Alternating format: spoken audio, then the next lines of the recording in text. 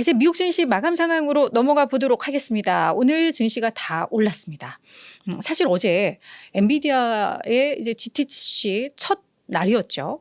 근데 이제 엔비디아 주가가 시간에서 하락을 하면서 야, 이거 조금 불안하다라는 생각이 좀 있었거든요. 이게 AI 모멘텀이 꺾여버리면 시장이 조정을 받을 가능성이 높기 때문에 이게 좀 실망스러웠나? 우려들이 있었는데 다행히 오늘 시장 잘 견뎌줬습니다. FOMC 회의도 이제 첫날이 열렸고 결국 내일 이런저런 발표들은 나오겠지만 이런 상황에서도 시장이 이렇게 버텨준다라는 거 정말 좀 강하구나라는 생각은 듭니다. 자, 오늘 어떤 이슈들이 있었고 어떤 것들을 또 봐야 하는지 지금부터 하나하나 살펴보도록 하죠. 자, 다우는 0.8% 올랐고요. S&P 500은 0.6, 나스닥 지수는 0.4% 상승을 했습니다. 일단 이따가 주목 2기업에서 보겠지만 그 엔비디아, GTC에서 나오는 차세대 칩에 대해서는 아주 충격적일 만큼 아주 이런 서프라이즈한 그런 내용은 없었다. 그런 반응들도 있습니다만 대체적으로는 이 정도면 좋아, 괜찮아. 역시 엔비디아야 이런 평들이 좀 많아요. 그래서 이 AI 모멘텀은 일단 당분간 이어질 가능성이 있어 보입니다. 그래서 그게 투자 심리에는 좀 긍정적인 영향을 미친 게 아닌가라는 해석이 되고요. 두 번째는 지금 FOMC 회의에서는 점도표가 가장 중요하겠죠. 근데 시장에서는 어느 정도 그래도 점도표 상 한 2번 정도로 줄 수도 있겠다라는 것도 우리 이미 며칠 전부터 얘기하고 있잖아요. 그래서 정말로 2번으로 나오면 시장이 한 번쯤은 충격을 받겠지만 그런 것까지도 이미 시장에서는 조금씩 반영을 하고 있다라는 점에 있어서는 아주 나쁘진 않을 것 같습니다. 그리고 제롬 파월 연준 의장도 아주 매파적으로 바뀔 것 같지는 않아요. 그렇죠? 그래서 그런 점에 있어서 시장은 잘 견딜 수도 있겠다. 근데 정말 핵심은 결국 내일이겠다라는 생각은 좀 듭니다. 자, 있었던 이슈들 좀 보도록 할 텐데요.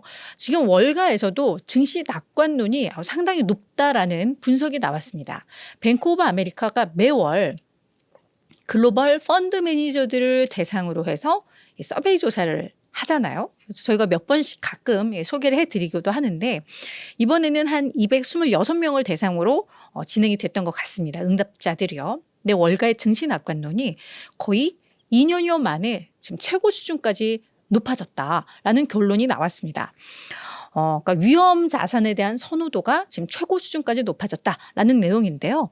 이게 어떤 항목이냐, 지금 이 펀드 매니저들의 현금 비중은 어느 정도 있고 경제 성장에 대한 전망은 어떻게 하고 있는지, 그리고 주식 배분은 어떻게 하고 있는지, 이런 항목들, 구성 항목들을 토대로 해서 위험 자산에 대한 이 선호도들을 평가를 하는데, 먼저 요 위험 선호도가 지난 2월에는 4.3였는데 이번에 이게 4.6으로 높아졌다고 합니다.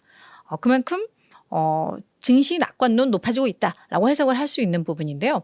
일단 이 펀드 매니저들의 현금 수준은 2월보다는 늘었습니다. 그 얘기는 야, 현금 확보하고 있으면 이거는 위험 자산을 회피하는 거 아니야? 라고 보실 수도 있는데 1월에는 현금 수준이 4.8이었다고 하니까 그거와 비교를 하면 괜찮은 거죠.